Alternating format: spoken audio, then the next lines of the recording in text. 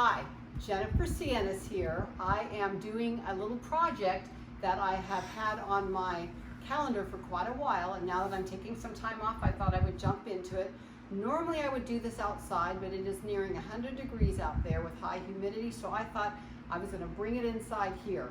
So I saw at Hobby Lobby a while back these shiplap frames, and I thought, well, they were kind of stapled together and not super well done, but I had all these things on hand already, so I thought I'm going to make my own. So we have some siding here that we had from another project that I had left over. So I'm making 2 frames, and I'll show you as I put them together, but I need three for each frame of these. These are cut 24 inches long. They're 5 inches wide, so it'll be a total of 15 by 24 when I'm done. I have some of these pieces here that I'm going to use to put them on the back, as you can see. So I have these. You can use 1 by 2, 1 by 1, whatever, but these are old bed slats that we had sitting around, so I thought, why buy more wood? I have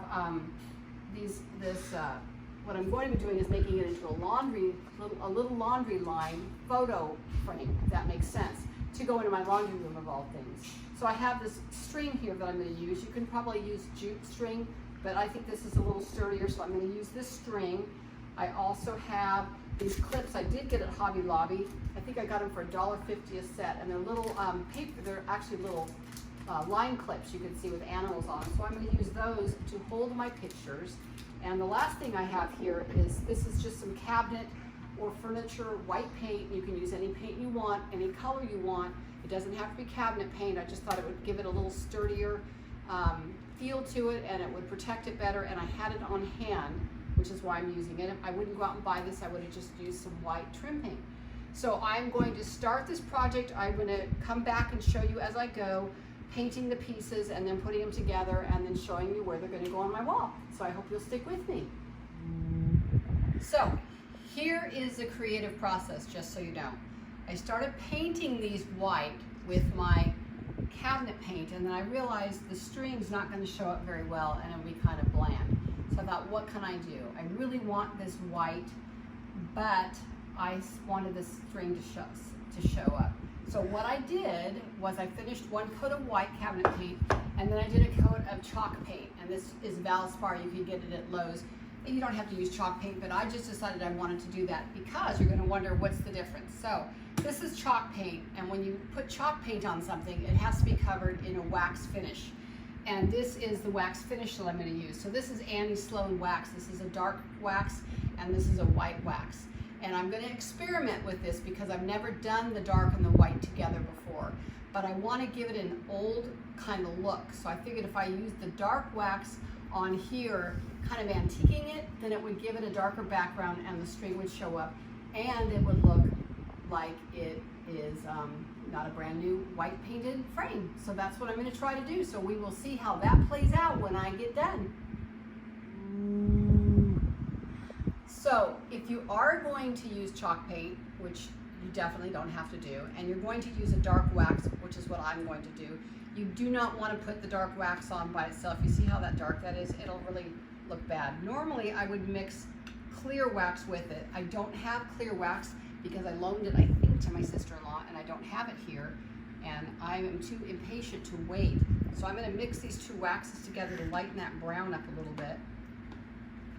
You can see it's kind of a messy process here, but you mix it up so that you're not making it too dark.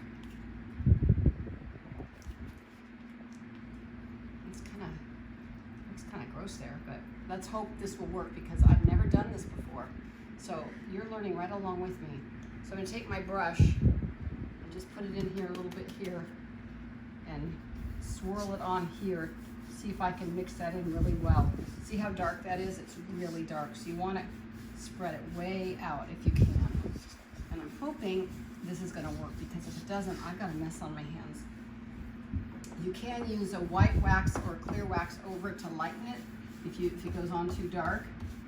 You can see how that's really darkened up the wood. And so it's not quite what I wanted, but I think it's going to work just fine. By the time I'm done, it'll kind of look like a antique wood rather than rather than just plain old white.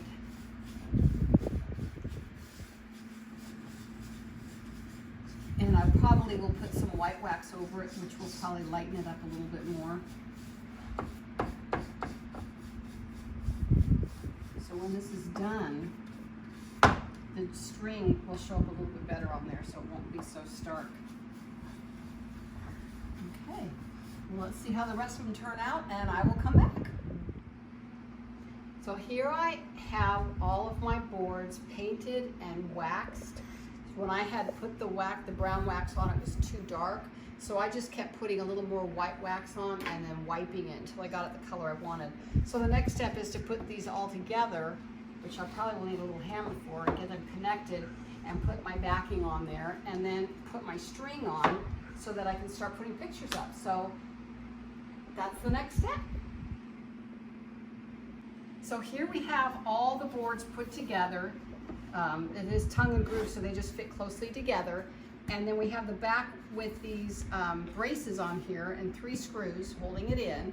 And then I'll take one of these, I guess they're called little alligator, I don't know what they are, for picture hangers. We'll put them on both sides here. And I have 2 frames, and we'll do both of those. And the last part will be just laying the string out, and that's, for me, is the most going to be hardest part, to make sure where the string gets laid out so I can have pictures clipped up there that will look good, and I'll work on that.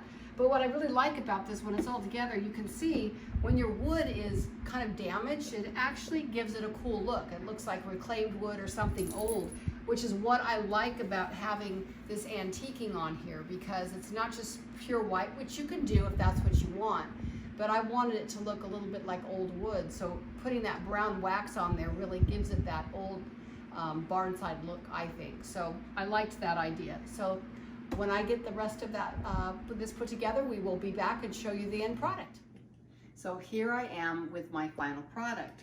What I did was I took my string and I started it in the back here, as you can see, using a decent little staple gun. I stapled it here.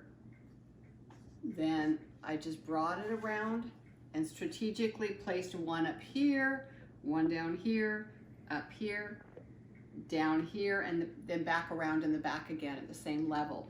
So I noticed when I got done that it seemed really empty up in this area. It just seemed a little bland. So I did, I have a little Cricut machine, so I made vinyl lettering, which was probably the hardest.